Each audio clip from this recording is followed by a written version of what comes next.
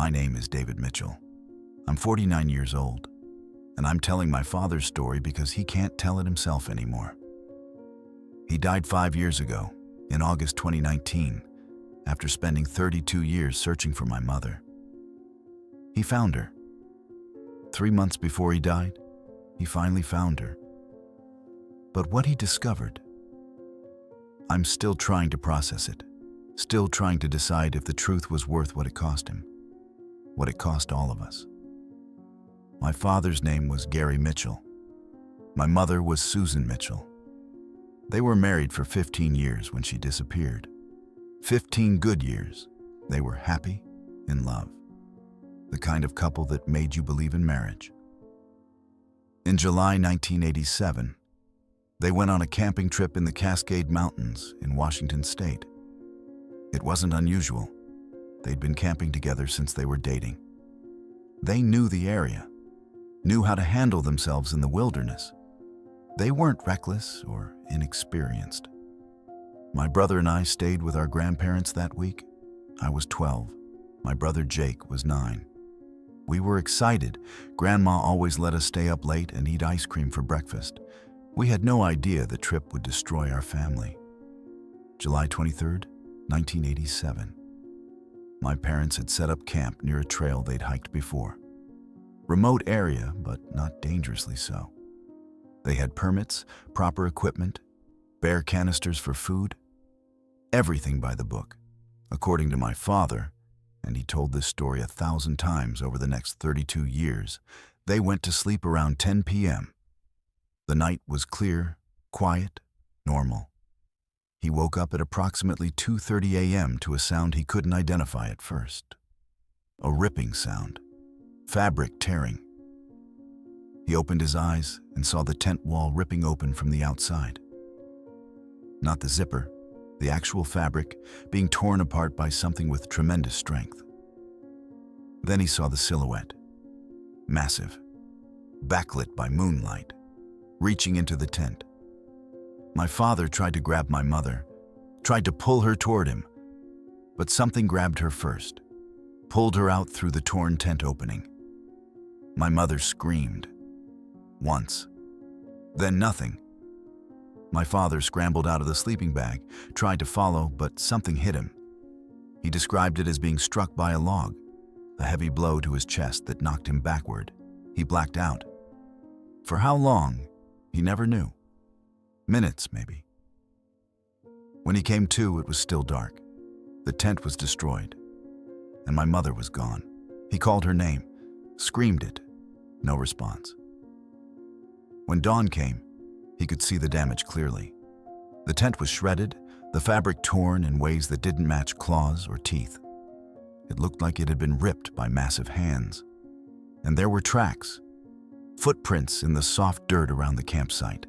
Barefoot, human-shaped, but enormous. My father measured them at 18 inches long, 7 inches wide.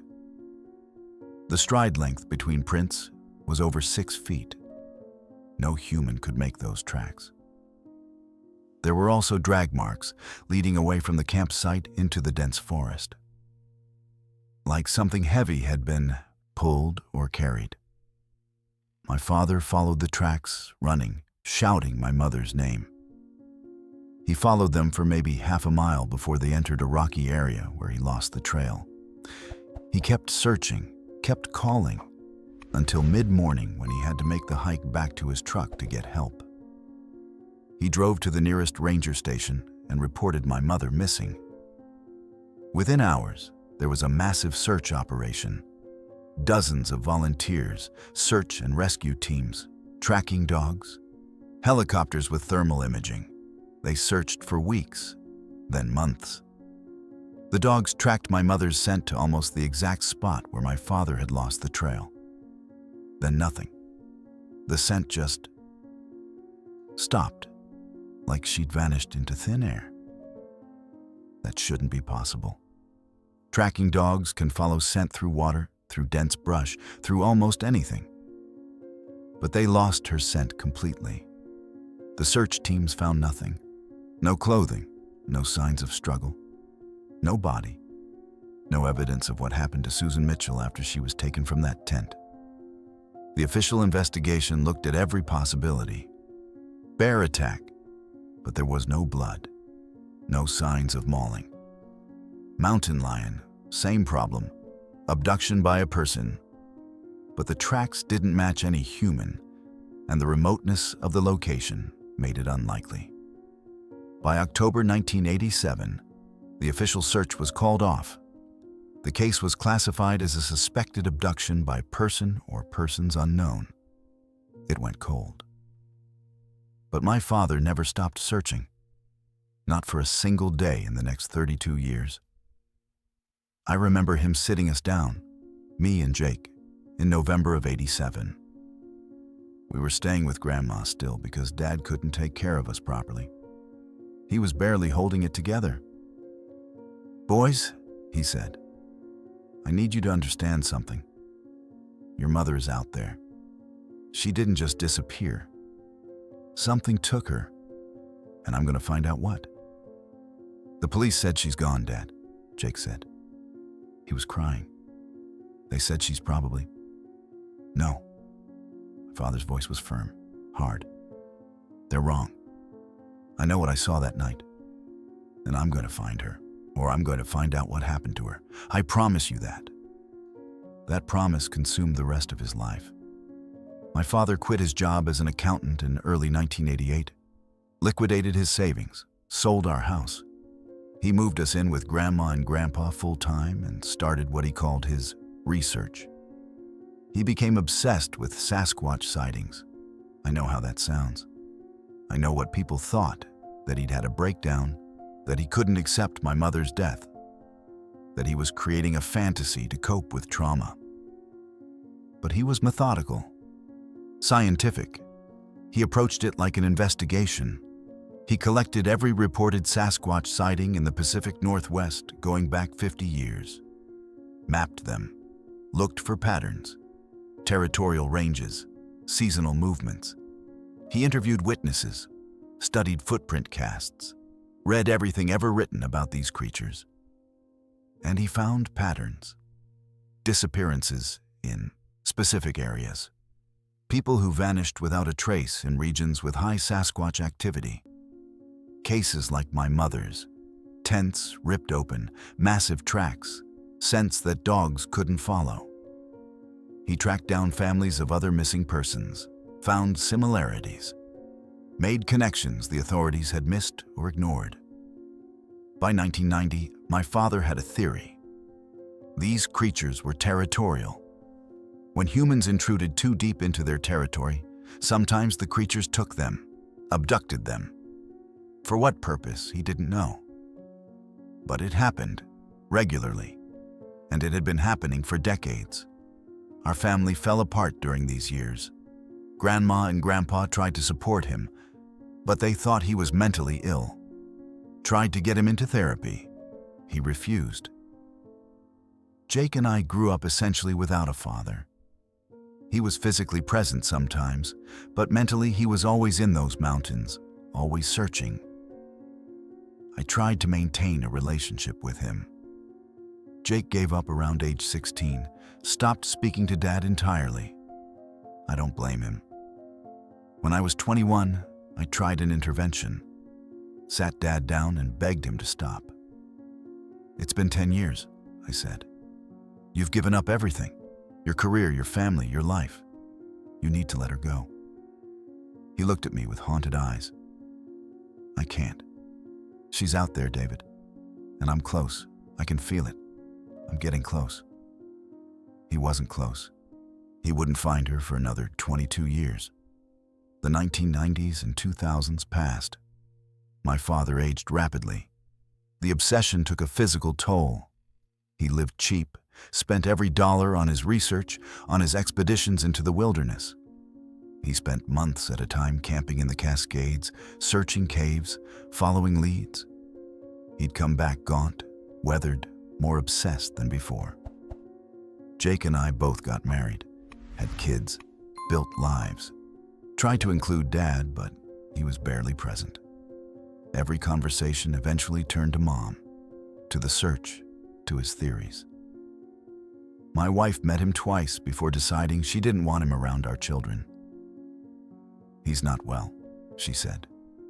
"I'm sorry, but I can't have him talking to our kids about monsters taking their grandmother." I understood. But it broke my heart. In 2015, my father was diagnosed with pancreatic cancer, stage 3. The doctors gave him 5 years maximum, probably less. I thought it would stop him. Thought he'd finally accept that he'd run out of time. Instead, it intensified his search. He knew he was dying. This was his last chance. He spent what little money he had left on one final research push. Updated his maps, analyzed 30 years of data, looked for patterns he'd missed. And in 2019, he found something. A cluster of sightings in a remote area of the Cascades he hadn't thoroughly explored. An area that was extremely difficult to access, rarely visited by hikers. The sightings went back decades, and there were 3 other disappearances in that general region, all unsolved, all similar to my mother's case. Dad called me in March 2019. He was 74, wasting away from cancer, barely able to walk some days. "David, I found it. I know where she is." "Dad, please, I'm going. One last time. If I don't come back, tell Jake I'm sorry. Tell him I loved him. But I have to do this." "You're too sick. You can't." "I have to." He hung up. 2 days later, he was gone. Left his apartment with a backpack, his camera, his GPS unit, and enough supplies for a week. I tried to find him, tried to figure out where he'd gone, but he'd learned over 32 years how to disappear into those mountains. 7 days later, he came back. He looked like a corpse, emaciated, barely able to stand. But his eyes had something I hadn't seen in years. Closure. "I found her, David," he said. "I found your mother, and I found what took her." After my father returned from that first major expedition in 1988, he was never the same man. The Gary Mitchell who'd been a careful accountant, a devoted husband, a present father, that man died the night my mother was taken. What came back from the mountains was something else. Someone consumed. He rented a small apartment in Seattle, barely furnished. 1 bedroom filled with maps, reports, photographs. Walls covered with pins and string connecting sightings, disappearances, patterns only he could see. Jake and I would visit sometimes. It was like walking into the office of a detective obsessed with a cold case. Except the case was impossible. The suspect was a creature that wasn't supposed to exist. "Look at this," he'd say, pulling us to his wall of maps. July 1962, woman disappears near Mount Rainier. Tent found shredded, no body ever recovered. August 1971, hiker vanishes in the North Cascades. Last seen entering an area with reported Sasquatch activity. May 1984, couple camping near Lake Chelan. The woman is taken in the night. Massive footprints found. Sound familiar? Dad, these could be coincidences, I'd say. Bear attacks, people getting lost. There are lots of explanations. I saw what took your mother, David. It wasn't a bear. It wasn't a person.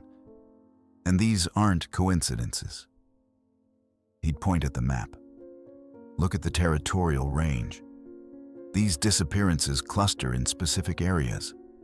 These things have territories, hunting grounds, and your mother was in the wrong place at the wrong time.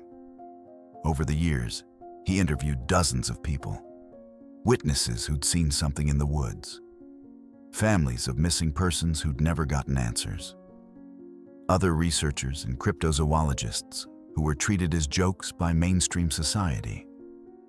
He became part of a small community of believers, people who met at conferences, shared information, supported each other's searches. Some were legitimate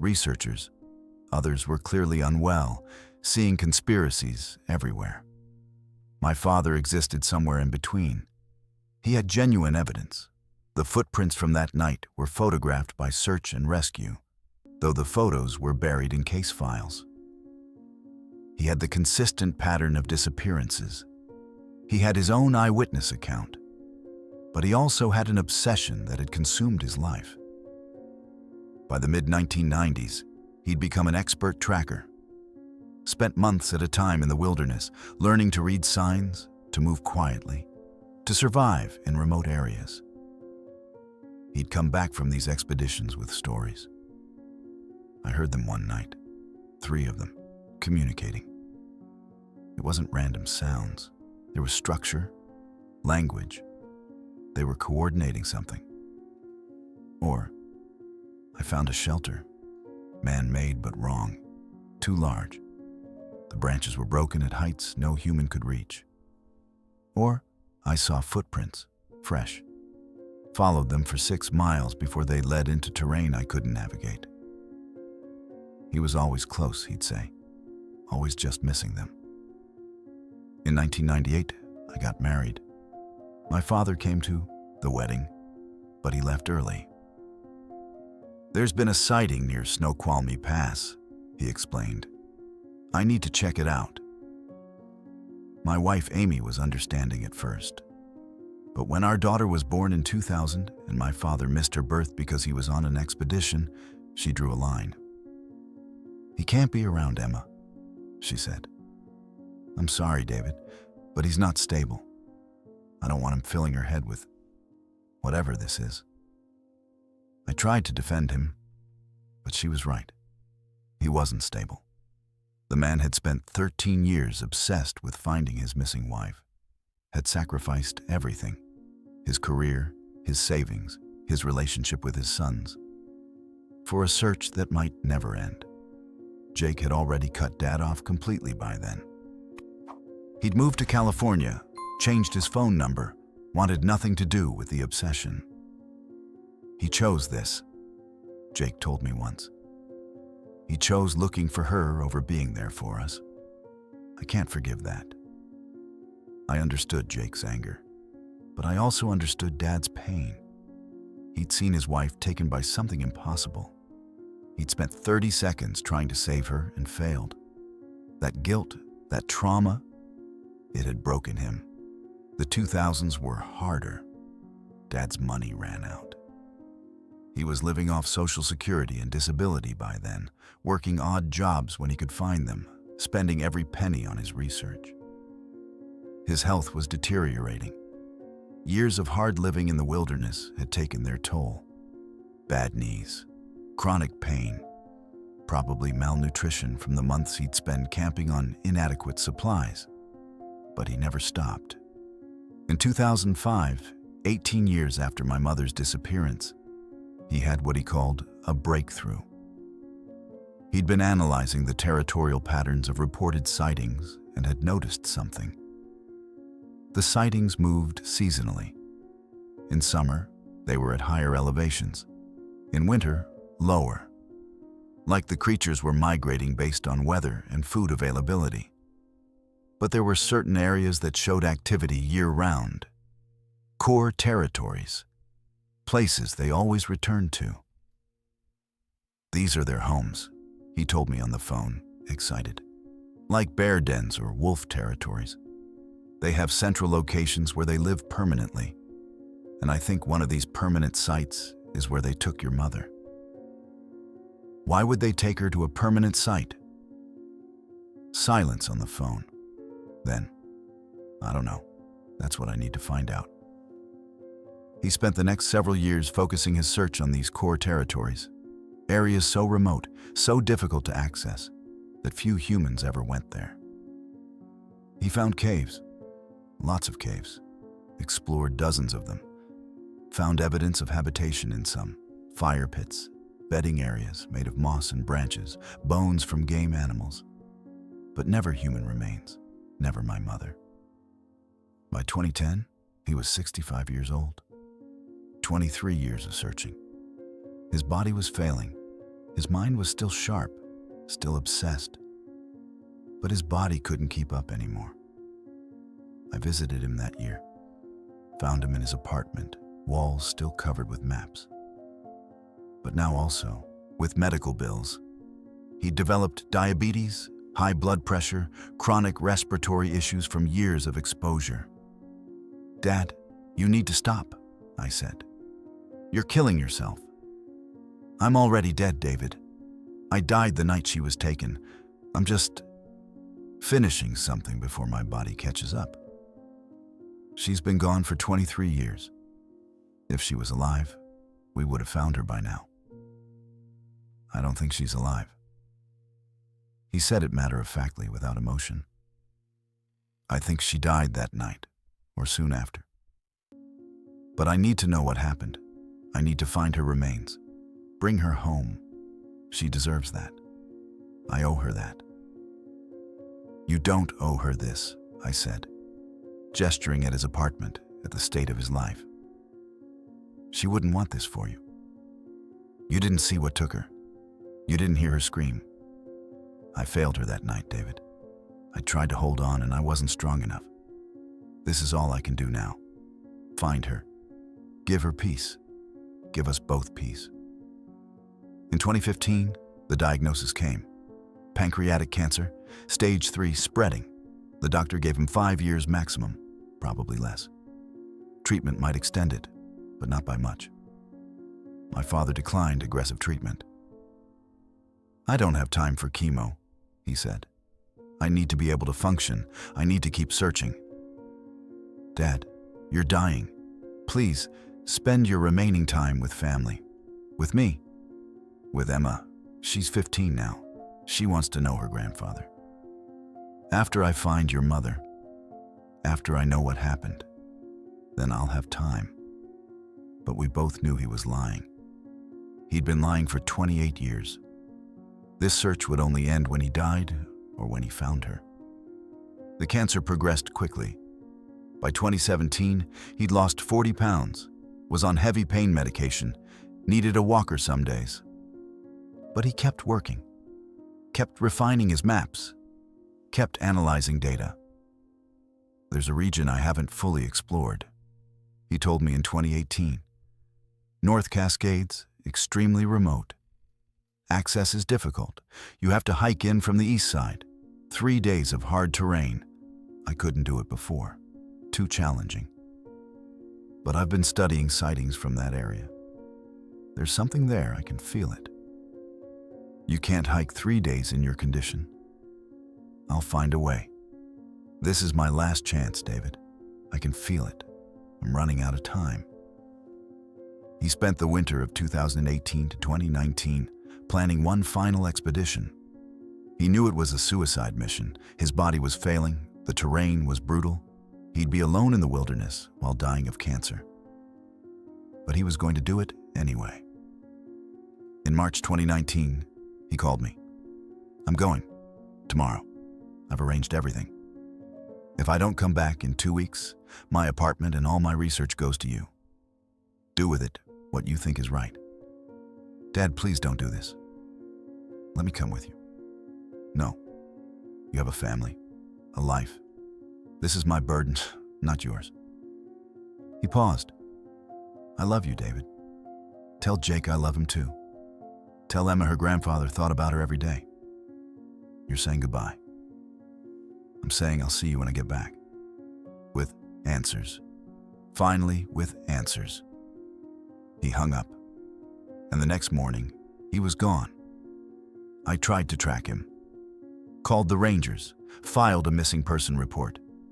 But my father had spent 32 years learning how to disappear into those mountains.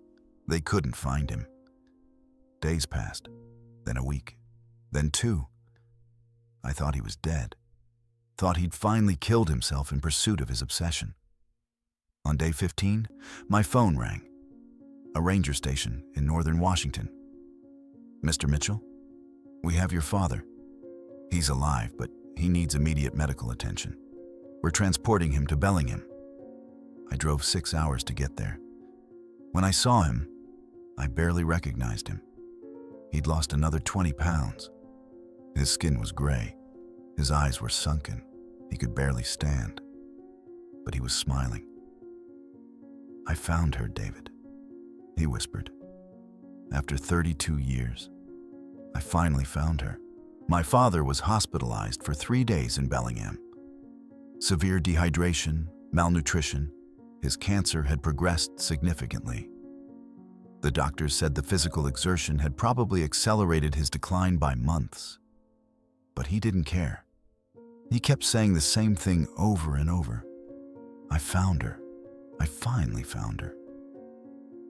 When he was stable enough to leave, I brought him back to Seattle. Set him up in my guest room.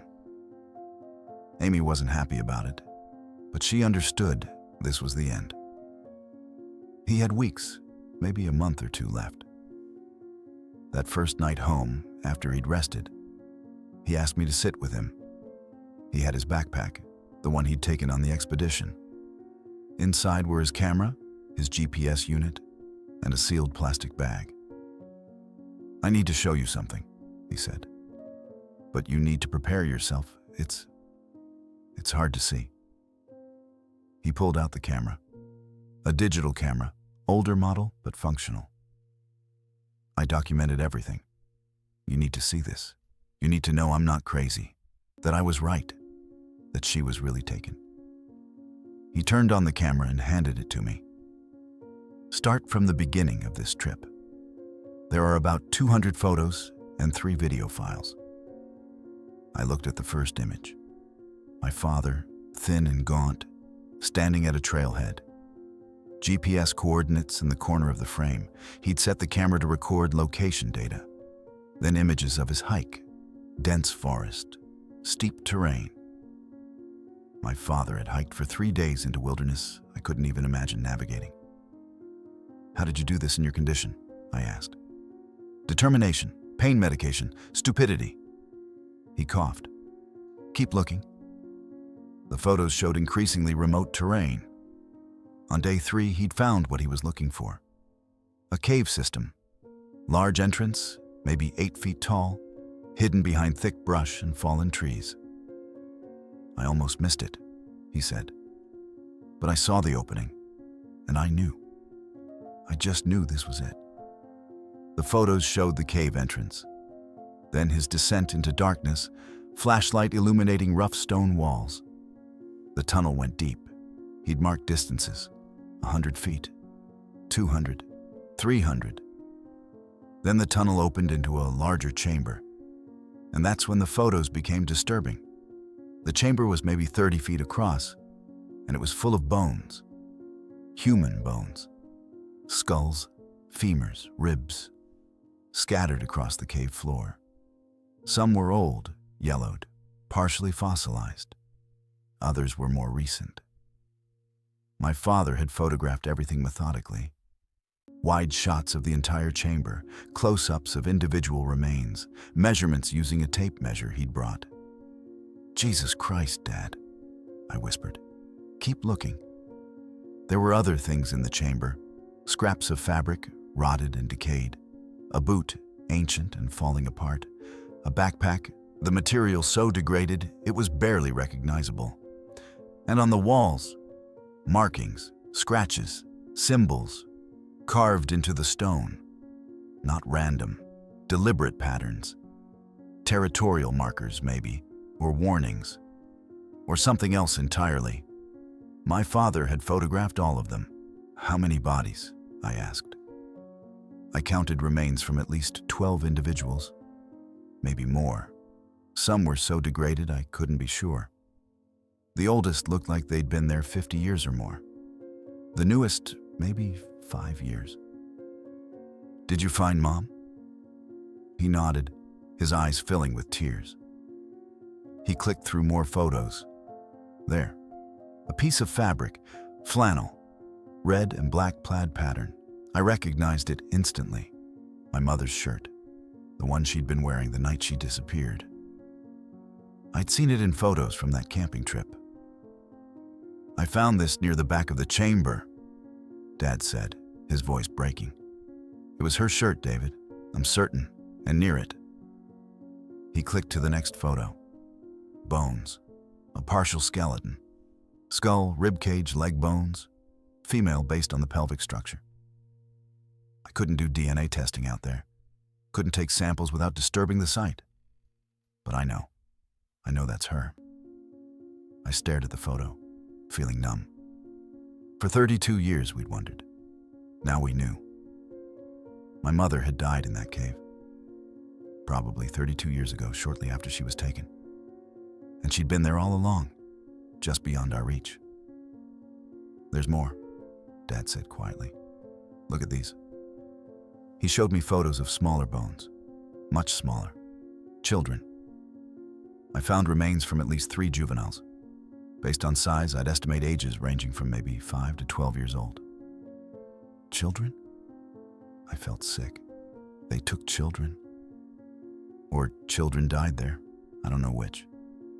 But David, this isn't just a dumping ground. Look at the way the remains are arranged. He was right. The bones weren't scattered randomly. They were in distinct areas, almost like sections, organized. This is deliberate, he said. This is a burial chamber or a collection site. These creatures, whatever they are, they brought these people here on purpose, and they've been doing it for decades.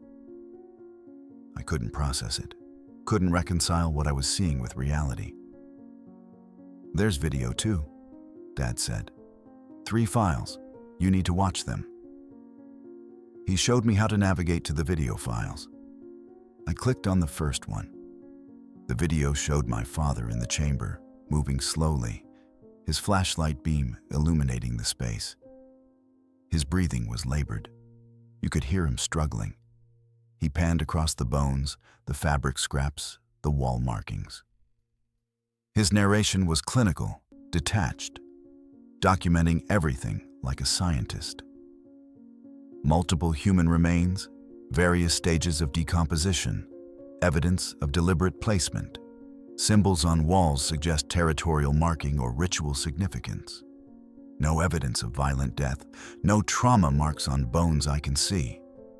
Cause of death unknown. The video continued for 8 minutes. Then it cut off. The second video was shorter.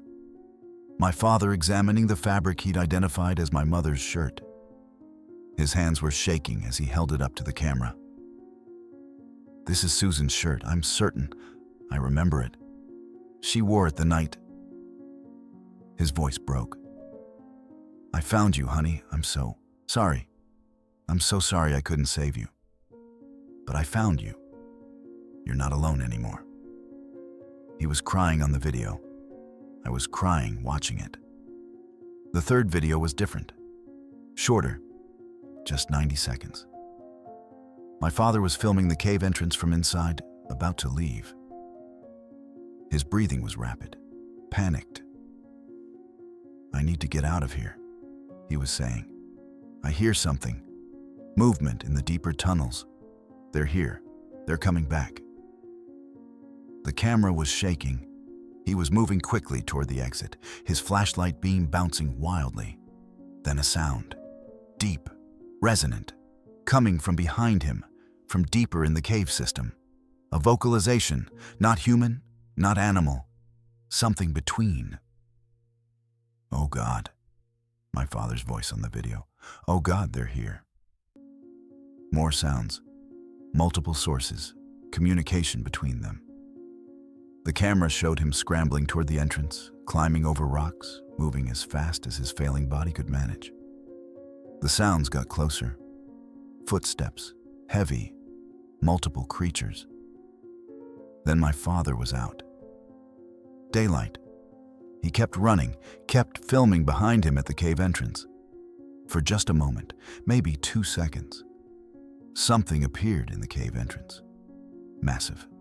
Silhouetted against the darkness, easily 8 feet tall, broad shoulders, long arms, watching him leave. Then it stepped back into shadow and was gone. The video ended. I sat there in silence, staring at the blank screen. They let me go, Dad said quietly. They could have caught me.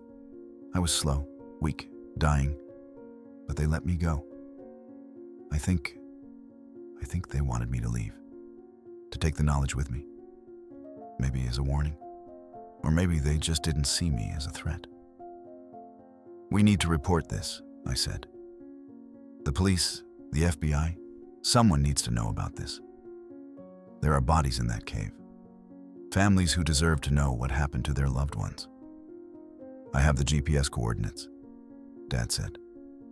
But David, think about what happens if we report this. Think carefully. Families get closure. The authorities investigate. We find out the truth. Or, Dad said, the authorities cover it up, classify it, say it's a hoax, or worse, they turn it into a circus. Media descends. Hunters go looking for these creatures. The site gets disturbed. Your mother's remains get taken to some lab. And those creatures, if they're intelligent, if they've been avoiding humans for centuries, they get exposed, hunted, destroyed. They killed Mom. They killed children. Why do you care what happens to them? Because I don't know that they killed her. Dad pulled out the plastic bag he'd been holding. Inside was a piece of fabric, the red and black flannel, my mother's shirt. I took this. One piece, that's all. The rest I left undisturbed. And I need you to understand something. Those bones, I examined them carefully. No trauma, no signs of violence, no knife marks, no broken bones from beating, nothing. What are you saying? I'm saying I don't know how those people died. Maybe the creatures killed them. Maybe they found them already dead. Lost hikers, heart attacks, exposure, accidents. Maybe that cave is where they take human dead they find in their territory. A burial site. Respectful disposal. Or it's where they take their victims. Yes. Or that. He looked exhausted. I don't know, David.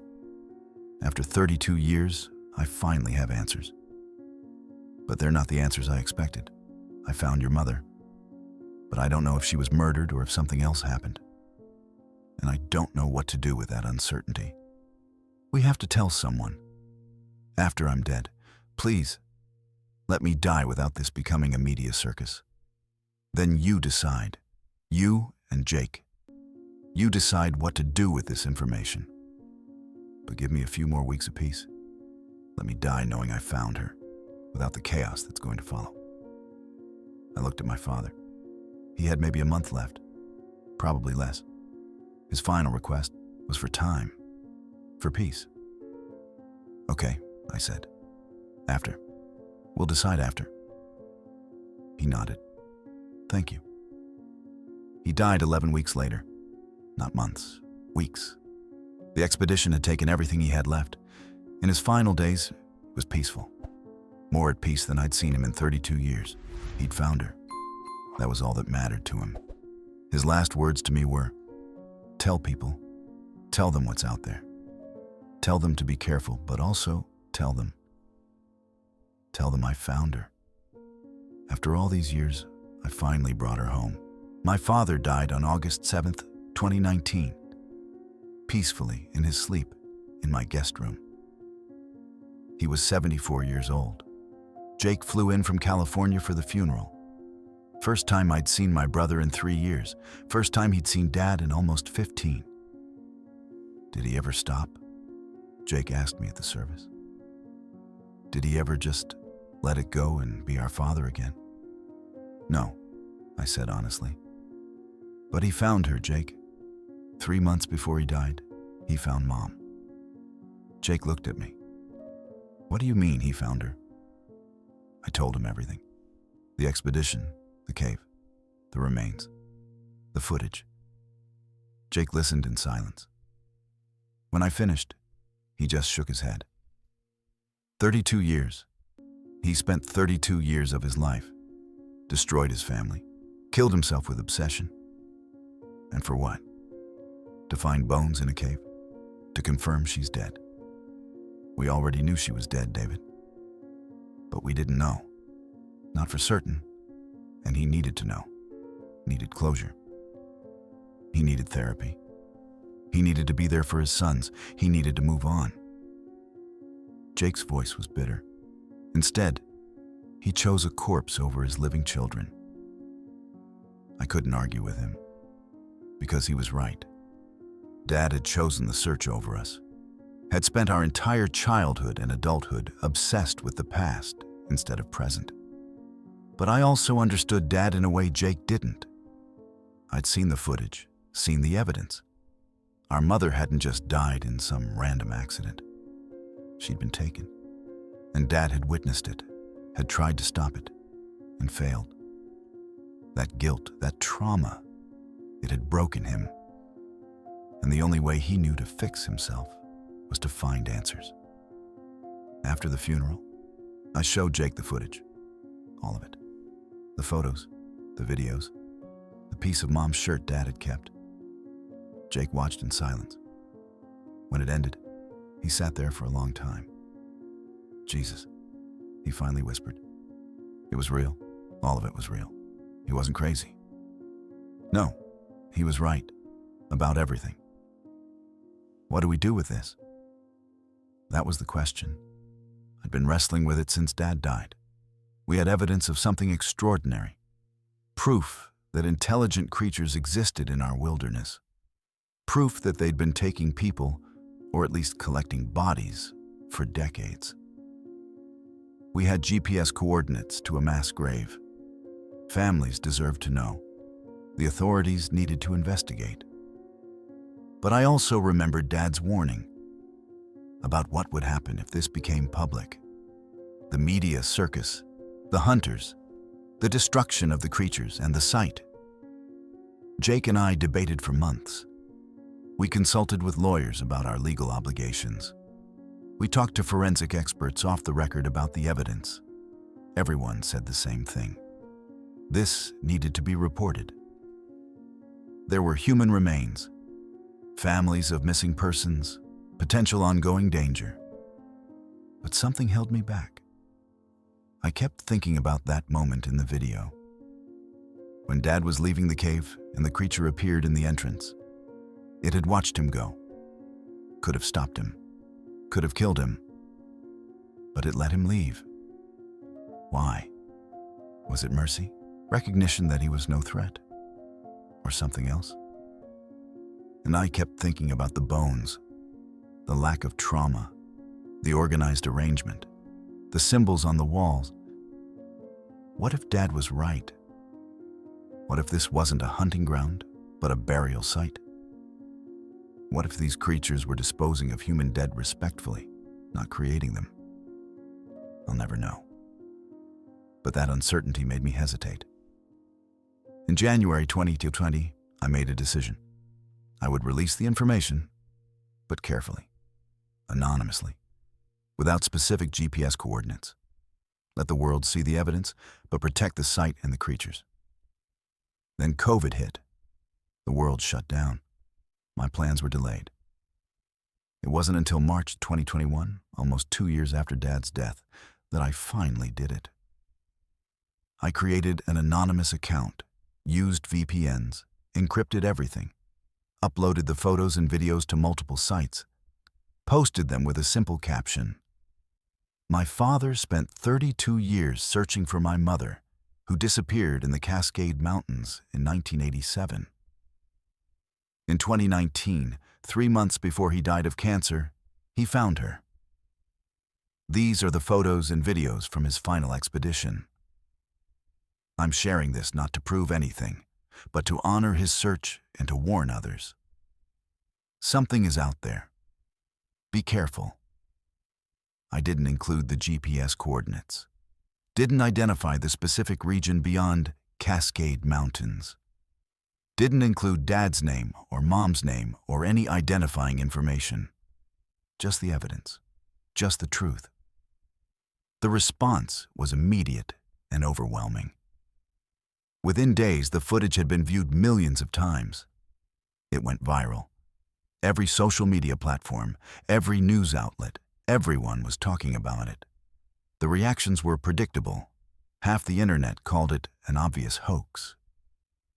CGI. Staged. fake bones. The other half believed it was the most compelling evidence for Sasquatch ever presented. Forensic video analysts examined the footage. Most said it showed no signs of digital manipulation. The bones appeared genuine. The cave appeared real. But without the location, without the ability to verify the site, it remained unverifiable. Just another piece of cryptid evidence that people could believe or dismiss as they chose. News outlets tried to track down the source. Failed. My anonymity held. Families of missing persons from the Pacific Northwest started reaching out to each other, comparing notes, looking for connections to the footage. But without specific information, they had nothing concrete to investigate.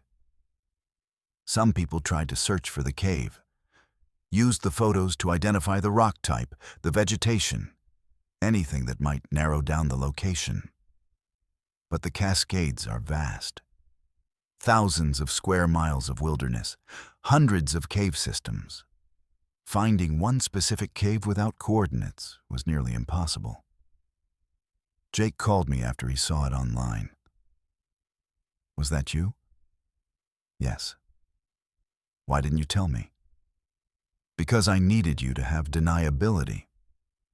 If anyone ever traces this back to the family, I'm the one who released it, not you." Silence on the phone. Then, "Thank you for doing it this way, for protecting the location. I think Dad would have approved." "Maybe. I'll never know for sure." In the 3 years since I released the footage, not much has changed.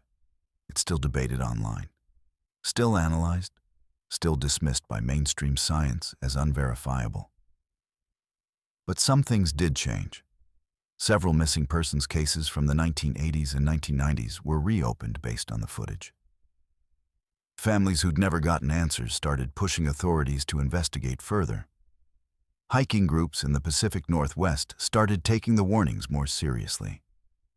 Fewer solo expeditions into remote areas. More caution about camping in deep wilderness. And I've heard, though I can't confirm, that there's been a decrease in disappearances in the North Cascades region. Whether that's due to increased caution or something else, I don't know. I still have Dad's research. Boxes of it. Maps, reports, interviews, 32 years of documentation. I keep it in my garage. Someday, maybe I'll donate it to a university. Or maybe I'll burn it. I haven't decided. I also still have the piece of Mom's shirt. The flannel fabric, sealed in plastic, exactly as Dad left it. I keep it in a safe in my bedroom.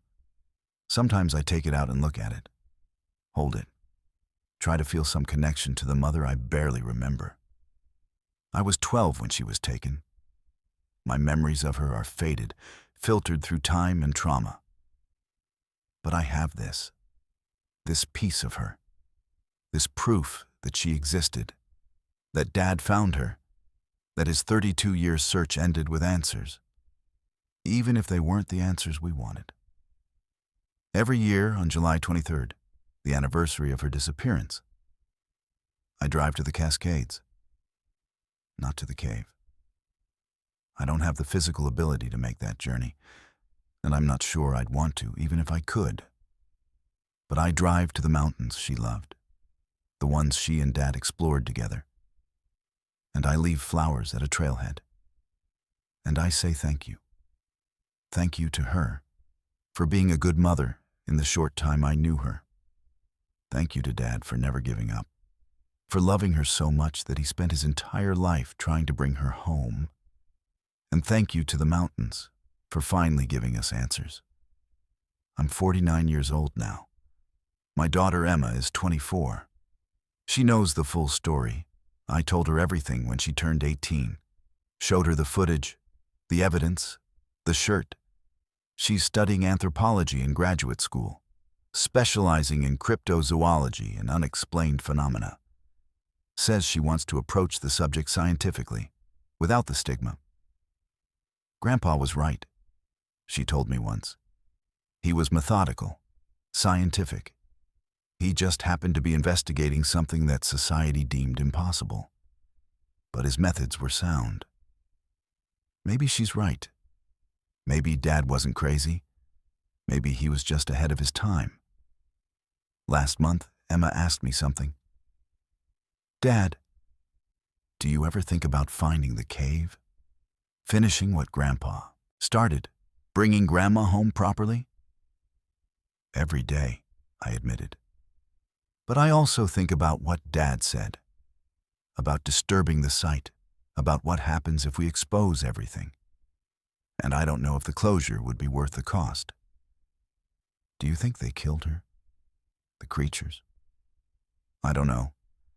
I look at the evidence and I see two possibilities. Either they're predators who took her and the others, or they're caretakers, finding human dead in their territory and disposing of them respectfully. And without more information, I can't know which is true. What does your gut say?" I thought about it, about Dad's description of that night, about the creature that had grabbed Mom, about the cave and the organized bones and the symbols on the walls. "I think," I said slowly, "that they're territorial, that Mom and Dad camped in the wrong place, and I think the creatures took her to assert dominance, to send a message. But I also think once they had her, once she died, however that happened, they treated her remains with respect, buried her according to their customs. And I think that's why they let Dad go, because he'd found their burial ground, but he left it intact. Took only one piece, showed respect. So they're not monsters. No, they're not monsters. They're just different. Intelligent in ways we don't understand. Following rules and customs that seem alien to us. They're people, Emma. Just not human people." Emma was quiet for a moment. Then, "I'm glad Grandpa found her. I'm glad he got his closure, even if it cost him everything." "Me too. I think about Dad often. About the life he lost in pursuit of truth. About the relationships he sacrificed. About the 32 years he spent consumed by obsession. Some people would say it was wasted, that he threw away his life for nothing. But I don't think so. He found her. After 3 decades of searching, he brought his wife home. Not physically, but in knowledge, in certainty, in proof that she'd existed, that she'd been there all along, waiting to be found. And in his final weeks, he was at peace. More at peace than I'd ever seen him. That has to count for something. My name is David Mitchell. My mother, Susan, disappeared in 1987, taken from a tent by something that shouldn't exist. My father, Gary, spent the next 32 years searching for her. He found her in 2019, along with evidence that we're not alone in our wilderness, that something intelligent, something powerful, something unexplained shares these mountains with us. I've shared the evidence. Not to prove it exists, I'll leave that debate to others, but to honor my father's search, to honor my mother's memory, and to warn others to be careful in remote places. The mountains are beautiful, but they're not empty, and not everything in them is friendly. My father learned that the hard way, spent his life learning it, and in the end, he found the truth he was looking for. I hope it was worth it. I hope he's at peace now. I hope he's with Mom, wherever they are. And I hope that cave remains undisturbed, that the creatures continue their existence without human interference, that the bones of the dead, my mother included, rest in whatever peace that place provides. That's Dad's legacy. 32 years of obsession, ending in discovery and closure. It cost him everything. But he'd say it was worth it. And maybe he was right.